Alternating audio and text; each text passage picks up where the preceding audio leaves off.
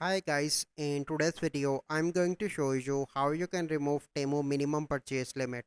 So first step you need to do is to open Temu. So let me open the app. So once you open this app, so wait for a few seconds here. Okay, then you need to click on you in the bottom. Okay, once you are here, so let me click here you, and then you need to click on this icon of support on the top. Click here. So once you are on the support page, so let me refresh support. I think support is not working. Okay, let me do this again.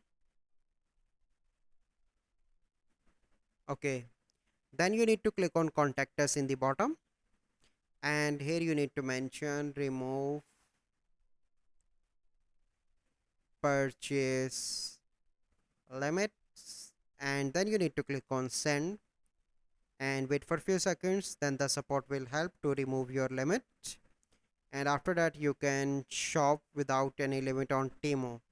So this is the process. I hope you find this video helpful.